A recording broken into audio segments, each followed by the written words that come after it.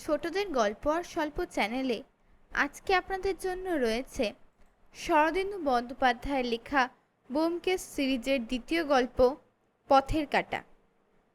আজকে রয়েছে প্রথম পর্ব। ব্যোমকেশ খবরের কাগজখানা সযত্নে পাঠ করিয়া টেবিলের একপাশে রাখিয়া দিল। তারপর চেয়ারে হেলান দিয়া বসে অন্যমনস্কভাবে জানলার বাহিরে তাকাইয়া রহিল। বাড়ির তেতলার ঘর কয়টি লইয়া আমাদের বাসা। বসিবার ঘরটির গবাক্ষ পথে শহরের ও আকাশের একাংশ দেখা যায়। নিচে নবোদ্বুদ্ধ নগরীর কর্মকোলাহল আরম্ভ হইয়া গিয়াছে। হ্যারিসন রোডের উপর গাড়ি মোটর ট্রামের ছোটাছুটি ও ব্যস্ততার অন্ত নাই। আকাশেও এই চাঞ্চল্য কিয়ৎ পরিমাণে প্রতিফলিত হইয়াছে। চড়াই পাখিগুলো অনাবশ্যক কিচিমিচি করিতে করিতে আকাশে উড়িয়া বেড়াইতেছে। তাহাদের অনেক ঊর্ধ্বে এক ঝাঁক পায়রা কলিকাতা শহরটাকে নিচে ফেলিয়া যেন সূর্যালোক পরিক্রমণ করবার আশায় ঊর্ধ্ব হইতে আরও ঊর্ধ্বে উঠিতেছে। বেলা প্রায় 8টা। প্রভাতী চা ও জলখাবার শেষ করিয়া আমরা দুইজন অলসভাবে সংবাদপত্রের পৃষ্ঠা হইতে বহির্জগতের বার্তা গ্রহণ করিতেছিলাম। ব্যোমকেশ জানলার দিক হইতে চক্ষু ফেরাইয়া বলিল, কিছুদিন থেকে কাগজে একটা মজার বিজ্ঞাপন বেরুচ্ছে, লক্ষ্য করেছ? আমি বললাম, না, বিজ্ঞাপন আমি পড়ি না। ভ্রু তুলে একটু বিস্মিতভাবে ব্যোমকেশ বলিল, বিজ্ঞাপন পড়ো না? তবে পড়ো কি? খবরের কাগজে সবাই যা পড়ে তাই পড়ি। খবর, অর্থাৎ মাঞ্চুরিয়ায় কার আঙুল কেটে গিয়ে রক্তপাত হয়েছে আর ব্রাজিলে কার একসঙ্গে 3টে ছেলে হয়েছে এই পড়ো। ওসব পড়ে লাভ কি? সত্যিকারের খাঁটি খবর যদি পেতে চাও তাহলে বিজ্ঞাপন পড়ো। ব্যোমকেশ অদ্ভুত লোক, কিন্তু সে পরিচয় ক্রমশ প্রকাশ পাইবে। বাহির হইতে তাহাকে দেখিয়া বা তাহার কথা শুনিয়া একবারও মনে হয় না যে তাহার মধ্যে অসামান্য কিছু আছে, কিন্তু তাহাকে খোঁচা দিয়া প্রতিবাদ করিয়া একটু উত্তেজিত করিয়া দিতে পারিলে ভিতরকার মানুষটি কচ্ছপের মতো বাহির হইয়া আসে। সে স্বভাবত স্বল্পভাষী, কিন্তু ব্যঙ্গ বিদ্রুপ করিয়া একবার তাহাকে চটাইয়া দিতে পারিলে তাহার ছুরির মতো শানিত ঝকঝকে বুদ্ধি সংকোচ ও সংযমের পর্দা ছিঁড়িয়া বাহির হইয়া পড়ে। তখন তাহার কথাবার্তা সত্যই শুনিবার মতো বস্তু হইয়া দাঁড়ায়। আমি খোঁচা দিবার লোভ সামলাইতে পারিলাম না। বলিলাম, ও তাই নাকি? কিন্তু খবরের কাগজওয়ালারা তাহলে ভারী শয়তান। সমস্ত কাগজখানা বিজ্ঞাপনে ভরে না দিয়ে কতগুলো বাজে খবর ছাপিয়ে পাতা নষ্ট করে। ব্যোমকেশের দৃষ্টি প্রখর হয়ে উঠিল। সে বলিল, তাদের দোষ নাই। তোমার মতো লোকের চিত্ত বিনোদন করিতে না পারিলে বেচারাদের কাগজ বিক্রি হয় না, তাই বাধ্য হয়ে ওইসব খবর সৃষ্টি করতে হয়। আসল কাজের খবর কিন্তু থাকে বিজ্ঞাপনে। দেশের কোথায় কি হচ্ছে, কে কি ফিকির বার করে দিন দুপুরের ডাকাতি করছে, কে চোরাই মাল পাচার করবার নতুন ফন্দি আঁটছে, এইসব দরকারি খবর যদি পেতে চাও তো বিজ্ঞাপন পড়তে হবে। রয়টারের টেলিগ্রামে ওইসব খবর পাওয়া যায় না। আমি হাসিয়া বলিলাম, তা পাওয়া যায় না বটে, কিন্তু থাক, এবার থেকে না হয় বিজ্ঞাপনই পড়ব। কিন্তু তোমার মজার খবরটা কি শুনি? ব্যোমকেশ কাগজখানা আমার দিকে ছুড়িয়া দিয়ে বলিল, পড়ে দেখো, দাগ দিয়ে রেখেছি। পাতা উল্টাইতে উল্টাইতে এক কোণে একটি অতি ক্ষুদ্র 3 লাইনের বিজ্ঞাপন দৃষ্টিগোচর হইল। লাল পেন্সিল দিয়া দাগ দেওয়া ছিল বলিয়াই চোখে পড়িল, নচেত খুঁজিয়া বাহির করিতে বিশেষ বেগ পাইতে হইত। পথের কাঁটা। যদি কেহ পথের কাঁটা দূর করিতে চান, শনিবার সন্ধ্যা 5:30টার সময় হোয়াইটওয়ে লেডলর দোকানের দক্ষিণ পশ্চিম কোণে ল্যাম্পপোস্টে হাত রাখিয়া দাঁড়াইয়া থাকিবেন। 2-3 বার পড়িয়াও বিজ্ঞাপনের মাথা মুন্ডু কিছুই বুঝিতে পারিলাম না। বিস্মিত হইয়া জিজ্ঞাসা করিলাম, ল্যাম্পপোস্টে হাত রেখে মোড়ের মাথায় দাঁড়াইলেই পথের কাঁটা দূর হয়ে যাবে? এই বিজ্ঞাপনের মানে কি? আর পথের কাঁটাই বা কি বস্তু? ব্যোমকেশ বলিল, সেটা এখনো আবিষ্কার করতে পারিনি। বিজ্ঞাপনটা 3 মাস ধরে ফি শুক্রবার বার হচ্ছে। পুরনো কাগজ ঘাঁটলেই দেখতে পাবে। আমি বলিলাম, কিন্তু এই বিজ্ঞাপনের সার্থকতা কি? কোনো একটা উদ্দেশ্য নিয়েই তো লোকে বিজ্ঞাপন দিয়ে থাকে, এর তো কোনো মানেই হয় না। ব্যোমকেশ বলিল, আপাতত কোনো উদ্দেশ্য দৃষ্টিগোচর হচ্ছে না বটে, কিন্তু তাই বলে উদ্দেশ্য নেই বলা চলে না। অকারণে কেউ গাঁটের করে খরচ করে বিজ্ঞাপন দেয় না। লেখাটা পড়লে একটা জিনিস সর্বাগ্রে দৃষ্টি আকর্ষণ করে। কি? যে ব্যক্তি বিজ্ঞাপন দিয়েছে তার আত্মগোপন করবার চেষ্টা। প্রথমত দেখো, বিজ্ঞাপনে কোনো নাম নেই। অনেক সময় বিজ্ঞাপনের নাম থাকে না বটে, কিন্তু খবরের কাগজের অফিসে খোঁজ নিলে নাম ধাম সব জানতে পারা যায়। সেরকম বিজ্ঞাপনে বক্স নম্বর দেওয়া থাকে, এতে তা নেই। তারপর দেখো, যে লোক বিজ্ঞাপন দেয় সে জনসাধারণের সঙ্গে কোনো একটা কারবার চালাতে চায়, এক্ষেত্রেও তার ব্যতিক্রম হয়নি। কিন্তু মজা এই যে এ লোকটি নিজে অদৃশ্য থেকে কারবার চালাতে চায়। বুঝতে পারলুম না। আচ্ছা, বুঝিয়ে বলছি শোনো।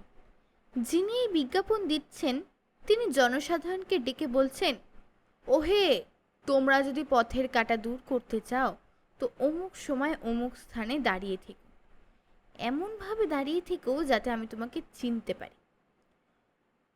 পথের কাঁটা কি পদার্থ সে তর্ক এখন করে দরকার নেই, কিন্তু মনে করো তুমি ওই জিনিসটা চাও। তোমার কর্তব্য কি? নির্দিষ্ট স্থানে গিয়ে ল্যাম্পপোস্ট ধরে দাঁড়িয়ে থাকা। মনে করো তুমি যথাসময়ে সেখানে গিয়ে দাঁড়িয়ে রইলে। তারপর কি হলো? কি হলো? শনিবার বেলা 5:30টার সময় ওই জায়গায় কিরকম লোক সমাগম হয় সেটা বোধহয় তোমাকে আর বলে দিতে হবে না। এদিকে হোয়াইটওয়েল লেডল, ওদিকে নিউ মার্কেট, চারিদিকে গোটা 5-6 সিনেমা হাউস।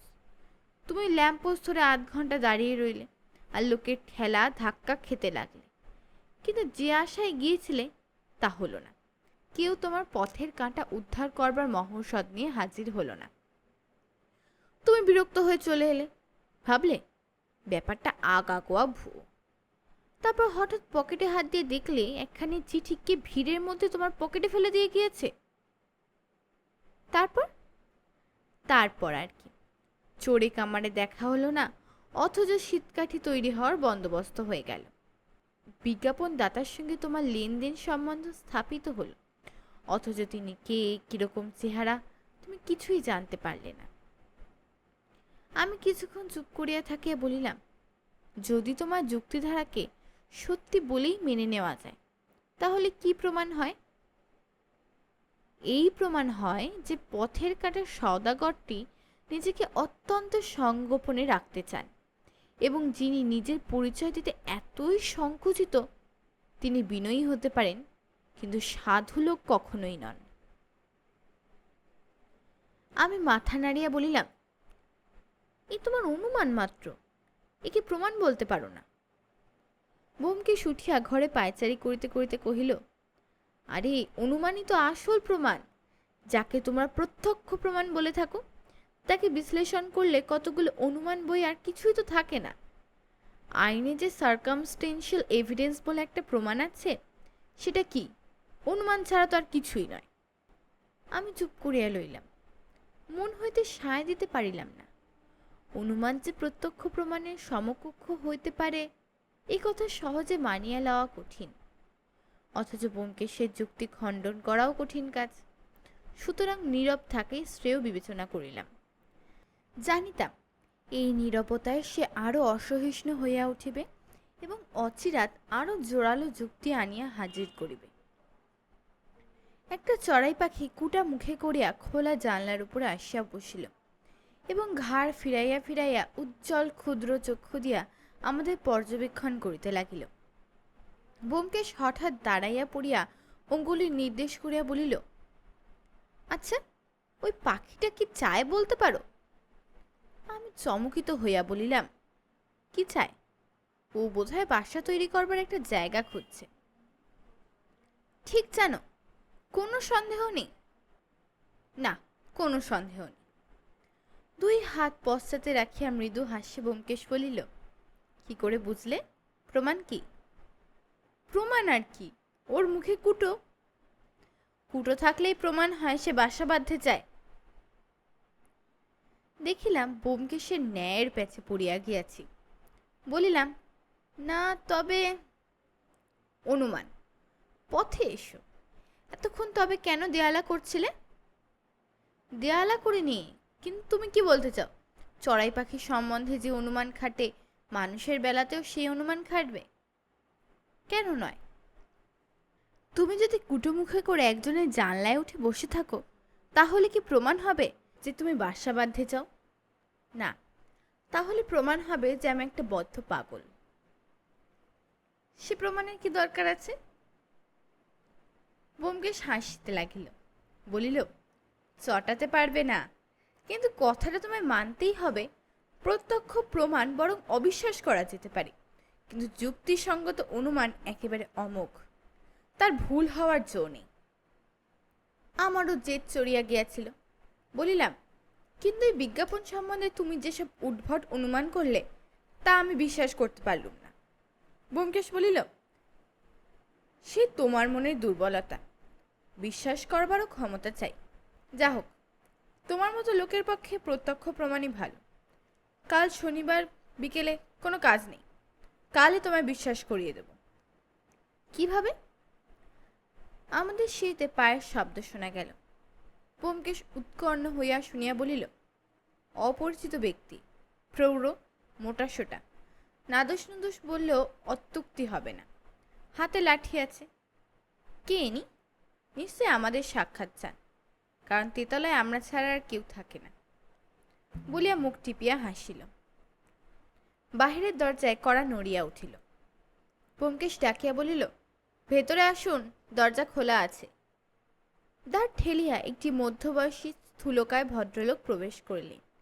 তার হাতে একটা মোটা বেতের রূপার মুড়যুক্ত লাঠি, গায়ে কালো গলাবন্ধ কোট, পরিধানে কোচানো থান, গৌরবর্ণ সুশ্রী, মুখে দাড়িগোঁফ কামানো, মাথায় সম্মুখভাগ টাক পড়িয়া পরিষ্কার হইয়া গিয়াছে। তেতলার সিঁড়ি ভাঙিয়া হাঁপাইয়া পড়িয়াছিলেন, তাই ঘরে প্রবেশ করিয়া প্রথমটা কথা কহিতে পারিলেন না। পকেট হইতে রুমাল বাহির করিয়া মুখ মুছিতে লাগিলেন। ব্যোমকেশ মৃদুস্বরে আমাকে শুনাইয়া বলিল, অনুমান অনুমান। আমি নীরবে তাহার এই শ্লেষ হজম করিলাম, কারণ এক্ষেত্রে আগন্তুকের চেহারা সম্বন্ধে তাহার যে অনুমান পুরো বর্ণে মিলে গিয়েছে, তাহার সন্দেহ নেই। ভদ্রলোকটি দম লইয়া জিজ্ঞাসা করিল, ডিটেকটিভ ব্যোমকেশবাবু কার নাম?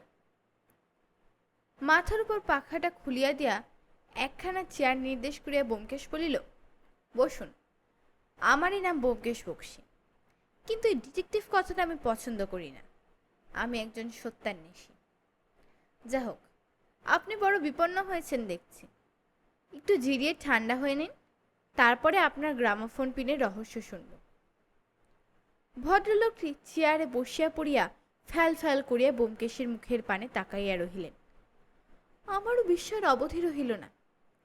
এই প্রৌঢ় ভদ্রলোকটিকে দেখিবা মাত্র তাহাকে গ্রামোফোন পিন রহস্যের সঙ্গে সংশ্লিষ্ট করা কিরূপে সম্ভব হইল, তাহা একেবারে আমার মস্তিষ্কে প্রবেশ করিল না।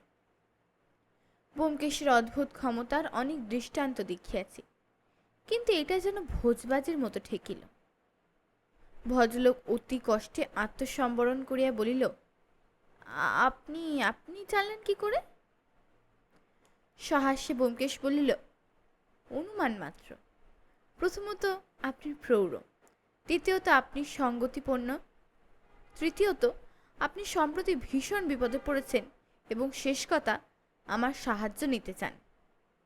সুতরাং কথাটা অসম্পূর্ণ রাখিয়া ব্যোমকেশ হাত নাড়াইয়া বুঝিয়া দিল যে ইহার পর তাহার আগমনের হেতু আবিষ্কার করা শিশুর পক্ষেও সহজসাধ্য।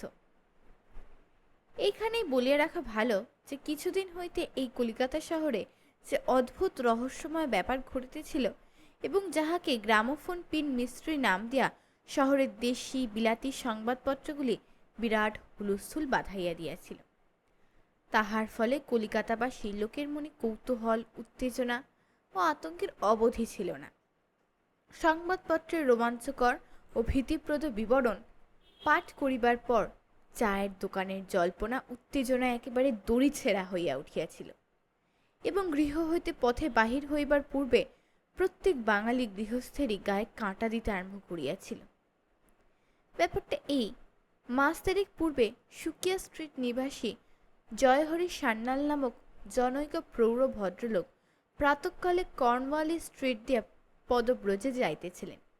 রাস্তা পার হইয়া অন্য ফুটপাতে যাইবার জন্য যেমনি পথে নামিয়াছেন অমনি হঠাৎ মুখ থুবড়িয়া পড়িয়া গেলেন। সকালবেলা রাস্তায় লোকজনের অভাব ছিল না। সকলে মিলিয়া তাহাকে ধরাধরি করিয়া তুলিয়া আনিবার পর দেখিল তাহার দেহে প্রাণ নাই। হঠাৎ কিসে মৃত্যু হইল অনুসন্ধান করিতে না পারিয়া হঠাৎ করিয়াই চোখে পড়িল তাহার বুকের উপর এক বিন্দু রক্ত লাগিয়া আছে, আর কোথাও আঘাতের কোনো চিহ্ন নাই। পুলিশ অপমৃত্যুর সন্দেহ করিয়া লাশ হাসপাতালে পাঠাইয়া দিল। সেখানে মরণোত্তর পরীক্ষায় ডাক্তার এক অদ্ভুত রিপোর্ট দিলেন। তিনি লিখিলেন মৃত্যুর কারণ হৃৎপিণ্ডের মধ্যে একটি গ্রামোফোনের পিন বিধিয়া আছে। কেমন করিয়া এই পিন হৃৎপিণ্ডের মধ্যে প্রবেশ করিল তাহার কৈফিয়তে বিশেষজ্ঞ অস্ত্র চিকিৎসক লিখিলেন বন্দুক কিংবা ওই জাতীয় কোনো অস্ত্র দ্বারা নিক্ষিপ্ত এই পিন বক্ষের চর্ম ও মাংস ভেদ করিয়া মর্মস্থানে প্রবেশ করিয়াছে এবং মৃত্যু প্রায় সঙ্গে সঙ্গে হইয়াছে। এই ঘটনা লইয়া সংবাদপত্রে বেশ একটু আন্দোলন হইল এবং মৃত ব্যক্তির একটি সংক্ষিপ্ত জীবনচরিত বাহির হইয়া গেল। ইহা হত্যাকাণ্ড কিনা এবং যদি তাই হয় তবে কিরূপে ইহা সংঘটিত হইল তাহা লইয়া অনেক জল্পনা কল্পনা গবেষণা প্রকাশিত হইল, কিন্তু একটা কথা কেহই পরিষ্কার করিয়া বলিতে পারিলেন না এই হত্যার উদ্দেশ্য কি এবং যে হত্যা করিয়াছে তাহার ইহাতে কি স্বার্থ। সরকারের পুলিশে ইহার তদন্তভার গ্রহণ করিয়াছেন তাহাও কাগজে প্রকাশ পাইল। চায়ের দোকানের কাজীরা ফতোয়া দিলেন ও কিছু নয়, লোকটার হার্ট ফেল করিয়াছিল, কিন্তু উপস্থিত ভালো সংবাদের দুর্ভিক্ষ ঘটায় কাগজওয়ালারা এই নতুন ফন্দি বাহির করিয়া তিলকে তাল করিয়া তুলিয়াছে।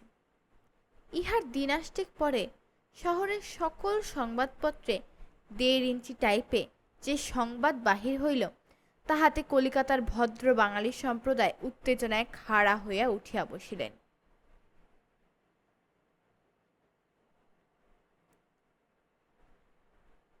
চায়ের বৈঠকে ত্রিকালঙ্গ ঋষিদের তৃতীয় নয়ন একেবারে বিস্ফারিত হইয়া খুলিয়া গেল। এত প্রকার গুজব আন্দাজ ও জনশ্রুতি জন্মগ্রহণ করিল যে বর্ষাকালে ব্যাঙের ছাতাও বোধ করি এত জন্মায় না। দৈনিক কালকেতু লিখিল আবার গ্রামোফোন পিন, অদ্ভুত রোমাঞ্চকর রহস্য, কলিকাতার পথঘাট নিরাপদ নহে। কালকেতুর পাঠকগণ জানেন কয়েকদিন পূর্বে জয়হরি সান্যাল পথ দিয়ে যাইতে যাইতে হঠাৎ পড়িয়া গিয়া মৃত্যুমুখে পতিত হন। পরীক্ষায় তাহার হৃৎপিণ্ড হইতে একটি গ্রামোফোন পিন বাহির হয় এবং ডাক্তার উহাই মৃত্যুর কারণ বলিয়া নির্দেশ করেন। আমরা তখনই সন্দেহ করিয়াছিলাম যে ইহা সাধারণ ব্যাপার নয়, ইহার ভিতর একটা ভীষণ ষড়যন্ত্র লুক্কায়িত আছে। আমাদের সেই সন্দেহ সত্যে পরিণত হইয়াছে। কলিকাতার বিখ্যাত ধনী ব্যবসায়ী কৈলাসচন্দ্র মল্লিক কল্ল অপরাহ্নে প্রায় 5:30 ঘটিকার সময় মোটরে চড়িয়া গড়ের মাঠের দিকে বেড়াইতে গিয়াছিলেন। রেড রোডের কাছে গিয়া তিনি মোটর থামাইয়া পদব্রজে বেড়াইবার জন্য যেই গাড়ি হইতে অবতরণ করিয়া কিছু দূর গিয়াছেন অমনি উহ করিয়া মাটিতে পড়িয়া গেলেন। তাহার সোফার ও রাস্তার অন্যান্য লোক মিলিয়া তাড়াতাড়ি তাহাকে আবার গাড়িতে তুলিল, কিন্তু তিনি আর তখন জীবিত নাই। এই আকস্মিক দুর্ঘটনায় সকলেই হতবুদ্ধি হইয়া পড়িয়াছিল, কিন্তু সৌভাগ্যক্রমে অল্পকালের মধ্যেই পুলিশ আসিয়া পড়িল। কৈলাসবাবুর গায়ে সিল্কের পাঞ্জাবি ছিল। পুলিশ তাহার বুকের কাছে এক বিন্দু রক্তের দাগ দেখিয়া অপঘাত মৃত্যু সন্দেহ করিয়া তৎক্ষণাৎ লাশ হাসপাতালে পাঠাইয়া দেয়। শব ব্যবচ্ছেদকারী ডাক্তার রিপোর্টে প্রকাশ করে যে কৈলাসবাবুর হৃৎপিণ্ডে একটি গ্রামোফোন পিন আটকাইয়া আছে। এই পিন তাহার সম্মুখ দিক হইতে নিক্ষেপ হইয়া হৃৎপিণ্ডে প্রবেশ করিয়াছে। স্পষ্ট বুঝা যাইতেছে ইহা আকস্মিক দুর্ঘটনা নহে, একদল ক্রূর কর্মা নরঘাতক কলিকাতা শহরে আবির্ভূত হইয়াছে। ইহারা কে এবং কি উদ্দেশ্যে শহরের গণ্যমান্য ব্যক্তিদিগকে খুন করিতে আরম্ভ করিয়াছে, তাহা অনুমান করা সত্যই কঠিন। সর্বাপেক্ষা আশ্চর্য ইহাদের হত্যা করিবার প্রণালী। কোথা হইতে কোন অস্ত্রের সাহায্যে ইহারা হত্যা হইতেছে, তাহা গভীর রহস্যে আবৃত। কৈলাসবাবু অতিশয় হৃদয়বান অমায়িক প্রকৃতির লোক ছিলেন। তাহার সহিত কাহারও শত্রুতা থাকা সম্ভব বলিয়া মনে হয় না। মৃত্যুকালে তাহার বয়ঃক্রম মাত্র 48 বৎসর হইয়াছিল। কৈলাসবাবু বিপত্নী এবং অপুত্রক ছিলেন। তাহার একমাত্র কন্যাই তাহার সম্পত্তির উত্তরাধিকারিণী। আমরা কৈলাসবাবুর শোক সন্তপ্ত কন্যা ও জামাতাকে আমাদের আন্তরিক সহানুভূতি জানাইতেছি। পুলিশ সজোরে তদন্ত চালাইয়াছে। অতঃপর 2 হপ্তাহ ধরিয়া খবরের কাগজে খুব হৈ হৈ হইল। পুলিশ সবেগে অনুসন্ধান চালাইতে লাগিল এবং অনুসন্ধানের বেগে বোধ করি গলদঘর্ম হইয়া উঠিল। কিন্তু অপরাধী ধরা পড়া দূরের কথা, গ্রামোফোন পিনের জমাট রহস্য অন্ধকারের ভিতরে আলোকের রশ্মিটুকু পর্যন্ত দেখা গেল না। 15 দিনের মাথায় আবার গ্রামোফোন পিন দেখা দিল। এবার তাহার শিকার সুবর্ণ বণিক সম্প্রদায়ের একজন ধনাঢ্য মহাজন, নাম কৃষ্ণদয়াল লাহা। ধর্মতলা ও ওয়েলিংটন স্ট্রিটের চৌমাথা পার হইতে গিয়া ইনি ভূপতিত হইলেন, আর উঠিলেন না। সংবাদপত্রে যে বিরাট রই রই আরম্ভ হল, তাহা বর্ণনারও অতীত। পুলিশের অক্ষমতা সম্বন্ধে সম্পাদকীয় মন্তব্য তীব্র ও নিষ্ঠুর হইয়া চলিল। কলিকাতার অধিবাসীদিগের বুকের উপর ভূতের ভয়ের মতো একটা বিভীষিকা চাপিয়া বসিল। বৈঠকখানায়, চায়ের দোকানে, রেস্তোরাঁ ও ড্রয়িং রুমে অন্য সকল প্রকার আলোচনা একেবারে বন্ধ হইয়া গেল। তারপর দ্রুত অনুক্রমে আরও 2টি অনুরূপ খুন হইয়া গেল। কলিকাতা শহর বিহ্বল পক্ষাঘাতগ্রস্তের মতো অসহায়ভাবে পড়িয়া রহিল। এই অচিন্তনীয় বিপদপাতে কি করিবে, কেমন করে আত্মরক্ষা করিবে, কিছুই যেন ভাবিয়া পাহিল না। বলা বাহুল্য, ব্যোমকেশ এই ব্যাপারে গভীরভাবে আকৃষ্ট হইয়াছিল। চোর ধরা তাহার পেশা এবং এই কাজে সে একটু নামও করিয়াছে বর্তমানে। ডিটেকটিভ শব্দটার প্রতি তাহার যতই বৈরাগ্য থাক না কেন, বস্তুত সে যে একজন বেসরকারি ডিটেকটিভ ভিন্ন আর কিছুই নহে, তাহা সে মনে মনে ভালো রকমই জানিত। তাই এই অভিনব হত্যাকাণ্ড তাহার সমস্ত মানসিক শক্তিকে উদ্দীপ্ত করিয়া তুলিয়াছিল। ইতিমধ্যে বিভিন্ন কুস্থানগুলি আমরা 2 জনে মিলিয়া দেখিয়াও আসিয়াছিলাম। ইহার ফলে ব্যোমকেশ কোনো নতুন জ্ঞান লাভ করিয়াছিল কিনা জানি না, করিয়া থাকিলেও আমাকে কিছু বলে নাই। কিন্তু গ্রামোফোন পিন সম্বন্ধে সে যেখানে যেটুকু সংবাদ পাহিত, তাহাই সযত্নে নোটবুকে টুকিয়া রাখিত। বোধহয় তাহার মনে মনে ভরসা ছিল যে একদিন এই রহস্যের একটা ছিন্নসূত্র তাহার হাতে আসিয়া পড়িবে। তাই আজ যখন সত্য সত্যই সূত্রটি তাহার হাতে আসিয়া পৌঁছেছে, তখন দেখিলাম বাহিরে শান্ত সংযত ভাব ধারণ করিলেও ভিতরে ভিতরে সে ভয়ানক উত্তেজিত ও অধীর হইয়া উঠিয়াছে। ভদ্রলোক বলিলেন, আপনার নাম শুনে এসেছিলাম, দেখছি ঠকিনি। গোড়াতেই যে আশ্চর্য ক্ষমতার পরিচয় দিলেন, তাতে ভরসা হচ্ছে আপনি আমাকে উদ্ধার করতে পারবেন। পুলিশের দ্বারা কিচ্ছু হবে না। তাদের কাছে আমি যাইনি মশাই। দেখুন না, চোখের সামনে দিনই দুপুরে 5-5টা খুন হয়ে গেল, পুলিশ কিচ্ছুটি করতে পারলে না। আমিও তো প্রায় গিয়েছিলাম আরেকটু হলেও। তাহার কণ্ঠস্বর কাঁপিতে কাঁপিতে থামিয়া গেল। কপালে শ্বেতবিন্দু দেখা দিল। ব্যোমকেশ সান্ত্বনার স্বরে বলিল, আপনি বিচলিত হবেন না। পুলিশে না গিয়ে যে আমার কাছে এসেছেন, ভালোই করেছেন। এ ব্যাপারে কেনারা যদি কেউ করতে পারে, তো সে পুলিশ নয়। আমাকে গোড়া থেকে সমস্ত কথা খুলে বলুন।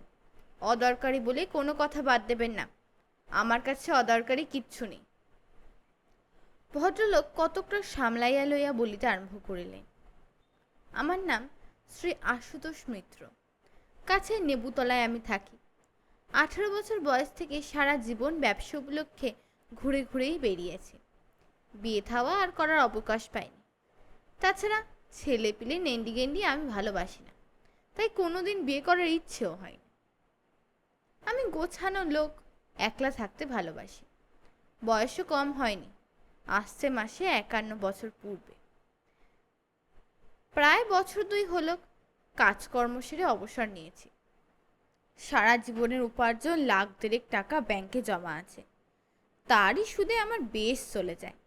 বাড়ি ভাড়াও দিতে হয় না, বাড়িখানা নিজের। সামান্য গান বাজনার শখ আছে, তাই নিয়ে বেশ নির্ঝঞ্ঝাটে দিনগুলো কেটে যাচ্ছিল। ব্যোমকেশ জিজ্ঞাসা করিল, অবশ্য পোষ্য কেউ আছে? আশুতোষ মাথা নাড়িয়া বলিল, না, আত্মীয় বলতে বড় কেউ নেই, তাই ওই হাঙ্গামা পোহাতে হয় না। শুধু একটা লক্ষ্মী ছাড়া বখাটে ভাইপো আছে, সেই মাঝে মাঝে টাকার জন্য জ্বালাতন করতে আসতো, কিন্তু সে ছোড়া একেবারে বেহেড মাতাল আর জুয়ারি। ওরকম লোক আমি একদম বরদাস্ত করতে পারি না মশাই, তাই তাকে আর বাড়িতে ঢুকতে দিই না। ব্যোমকেশ প্রশ্ন করিল, ভাইপোটি কোথায় থাকে? আশুবাবু বেশ একটু পরিতৃপ্তির সহিত বলিল, আপাতত স্ত্রী ঘরে। রাস্তায় মাতলামি করার জন্য এবং পুলিশের সঙ্গে মারামারি করার অপরাধে 2 মাস জেল হয়েছে। তারপর বলে যান, বিনোদ ছোড়া আমার গুণধর ভাইপো। জেলে যাওয়ার পর কয়েকদিন বেশ আরামেই ছিলাম, কোনো হাঙ্গামা ছিল না। বন্ধু বান্ধব আমার কেউ নেই, কিন্তু জেনে শুনে কোনোদিন কারোর অনিষ্ট করিনি, সুতরাং আমার যে শত্রু আছে এ কথাও ভাবতে পারি না। কিন্তু হঠাৎ কাল বিনা মেঘে বজ্রাঘাত হলো মশাই। এমন ব্যাপার যে ঘটতে পারে এ আমার কল্পনার অতীত। গ্রামোফোন পিন রহস্যের কথা তো আপনারা কাগজে পড়েছেন, আমিও পড়েছি, কিন্তু আমার বিশ্বাস হতো না। ভাবতাম সব গাঁজাখুরি, কিন্তু সে ভুল আমার ভেঙে গেছে। কাল সন্ধেবেলা আমি অভ্যেস মতো বেড়াতে বেরিয়েছিলাম, রোজই যাই। জোড়াসাঁকোর দিকে একটা গান বাজনার মজলিস আছে, সেখানে সন্ধ্যাটা কাটিয়ে 9টা সাড়ে 9টার সময় বাড়ি ফিরে আসি। হেঁটেই যাতায়াত করি, আমার যে বয়স তাতে নিয়মিত হাঁটলে শরীর ভালো থাকে। কাল রাত্রিতে আমি বাড়ি ফিরছি। আর্মহার্স্ট স্ট্রিট আর হ্যারিসন রোডের চৌমাথার ঘড়িতে তখন ঠিক 9:15। রাস্তায় তখন গাড়ি মোটরে খুব ভিড়। আমি কিছুক্ষণ ফুটপাতে দাঁড়িয়ে রইলাম। 2টো ট্রাম পাস করে গেল। একটু ফাঁক দেখে আমি চৌমাথা পার হতে গেলাম।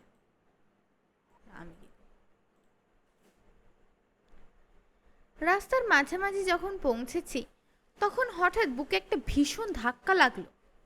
সঙ্গে সঙ্গে বুকের চামড়ার উপর কাঁটা ফোটার মতন একটা ব্যথা অনুভব করলাম। মনে হলো আমার বুক পকেটের ঘড়ির উপর কে যেন একটা প্রকাণ্ড ঘুষি মারলে। উল্টে পড়েই যাচ্ছিলাম, কিন্তু কোন রকমে সামলে নিয়ে গাড়ি ঘোড়া বাঁচিয়ে সামনের ফুটপাতে উঠে পড়লাম। মাথাটা যেন ঘুলিয়ে গিয়েছিল। কেমন করে বুকে ধাক্কা লাগলো কিছু ধারণা করতে পারলাম না। পকেট থেকে ঘড়িটা বার করতে গিয়ে দেখি ঘড়ি বার হচ্ছে না, কিসে আটকে যাচ্ছে। সাবধানে পকেটের কাপড় সরিয়ে যখন ঘড়ি বার করলাম তখন দেখি তার কাঁচখানা গুঁড়ো হয়ে গিয়েছে।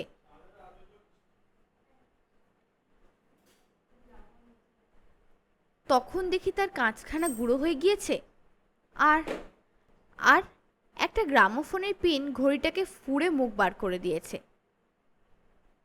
আশুবাবু বলিতে বলিতে আবার ঘর্মাক্ত হইয়া উঠিয়াছিলেন। কপালের ঘাম মুছিয়া কম্পিত হস্তে পকেট হইতে একটি ঘড়ি বাক্স বার করিয়া ব্যোমকেশের হাতে দিয়া বলিলেন, এই দেখুন সেই ঘড়ি। ব্যোমকেশ বাক্স খুলিয়া একটি গান মেটালের পকেট ঘড়ি বাহির করিল। ঘড়ির কাজ নাই, ঠিক 9:20 বন্ধ হইয়া গিয়াছে এবং তাহার মর্মস্থল ভেদ করিয়া একটি গ্রামোফোন পিনের অগ্রভাগ হিংস্রভাবে পশ্চাৎ দিকে মুখ বাহির করিয়া আছে।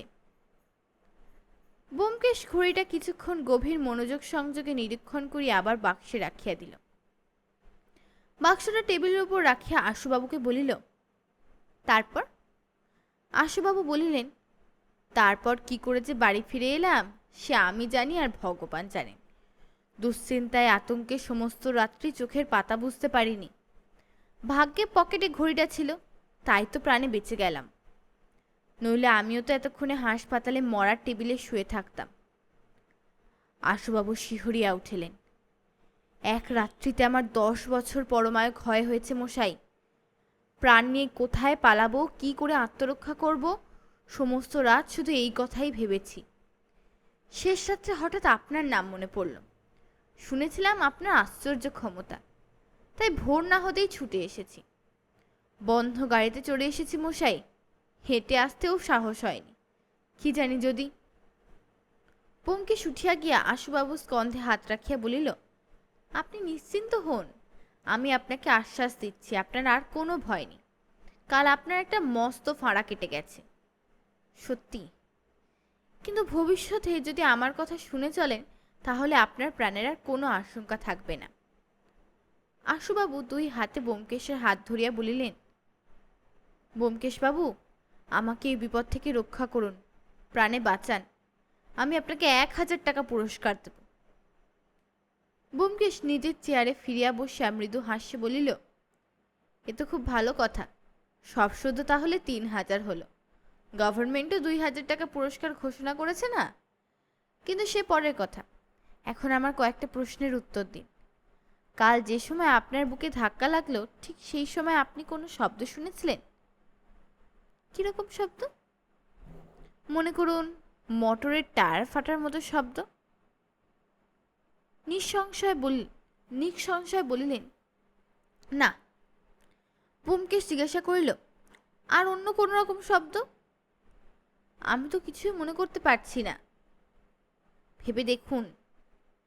কিয়ৎকাল চিন্তা করিয়া আশুবাবু বলিলেন, রাস্তায় গাড়ি ঘোড়া চলিলে যে কত রকমের শব্দ হয় সেই শব্দই শুনছিলাম। আমার মনে হচ্ছে যেন যে সময়টা ধাক্কা লাগে সেই সময় সাইকেলের ঘন্টি ক্রিং ক্রিং শব্দ শুনেছিলাম। কোন রকম অস্বাভাবিক শব্দ শোনেননি? না। কিছুক্ষণ নীরব থাকিয়া ব্যোমকেশ অন্য প্রশ্ন করিল, আপনার এমন কোন শত্রু আছে যে আপনাকে খুন করতে পারে? না, অন্তত আমি জানি না। আপনি বিবাহ করেননি, সুতরাং ছেলেপুলে নেই। ভাইপোই বোধহয় আপনার ওয়ারিশ। একটু ইতস্তত করে আশুবাবু বলিলেন, না। উইল করেছেন? হ্যাঁ। কার নামে সম্পত্তি উইল করেছেন? আশুবাবুর গৌরবর্ণ মুখ ধীরে ধীরে রক্তাভ হইয়া উঠিতেছিল। তিনি কিছুক্ষণ চুপ করিয়া থাকিয়া সংকোচজড়িত স্বরে বলিলেন, আমাকে আর সব কথা জিজ্ঞাসা করুন, শুধু ওই একটি প্রশ্ন কামাই করিবেন না। ওটা আমার সম্পূর্ণ নিজস্ব কথা, প্রাইভেট। বলিতে বলিতে অপ্রতিভভাবে থামিয়া গেলেন। ব্যোমকেশ তীক্ষ্ণ দৃষ্টিতে আশুবাবুর মুখের দিকে চাহিয়া শেষ বলিল, আচ্ছা থাক, কিন্তু আপনার ভাবি ওয়ারিশ, তিনি যেই হন, আপনার উইলের কথা জানেন কি? না, আমি আর আমার উকিল ছাড়া আর কেউ জানে না। আপনার ওয়ারিশের সঙ্গে আপনার দেখা হয়? চক্ষু অন্যদিকে ফিরাইয়া আশুবাবু বলিলেন, হ্যাঁ। আপনার ভাইপো কতদিন হলো জেলে গেছে? আশুবাবু মনে মনে হিসেব করিয়া বলিলেন, তা প্রায় 3 হপ্তাহ হবে। ব্যোমকেশ কিয়ৎকাল ভ্রু কুঞ্চিত করিয়া বসিয়া রহিল। অবশেষে একটা দীর্ঘশ্বাস ফেলিয়া উঠিয়া দাঁড়াইয়া বলিল, আজ তাহলে আপনি বসুন, আপনার ঠিকানা আর ঘড়িটা রেখে যান, যদি কিছু জানবার দরকার হয় আপনাকে খবর দেব।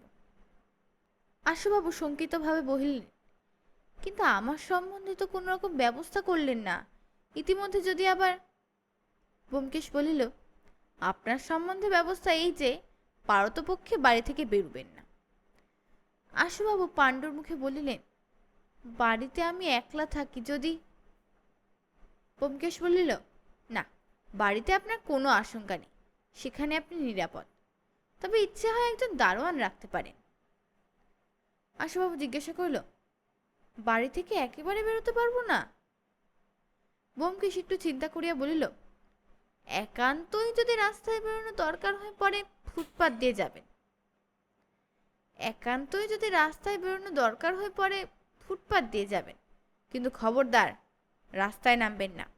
রাস্তায় নামলে আপনার জীবন সম্বন্ধে আমার কিন্তু আর কোনো দায়িত্ব থাকবে না।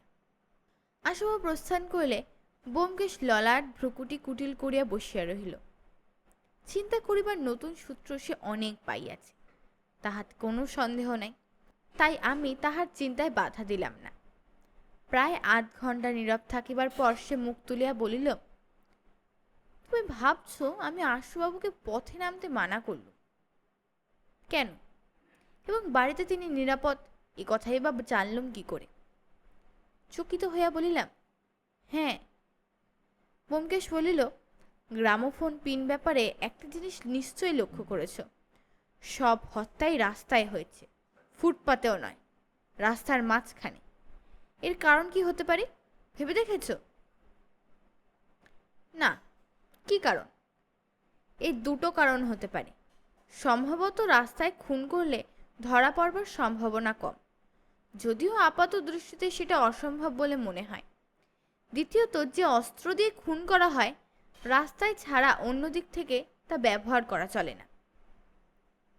আমি কৌতূহলী হইয়া জিজ্ঞাসা করিলাম, এমন কি অস্ত্র হতে পারে? ব্যোমকেশ বলিল, তা যখন জানতে পারবো গ্রামোফোন পিন রহস্য তখন আর রহস্য থাকবে না। আমার মাথায় একটা আইডিয়া আসিয়াছিল।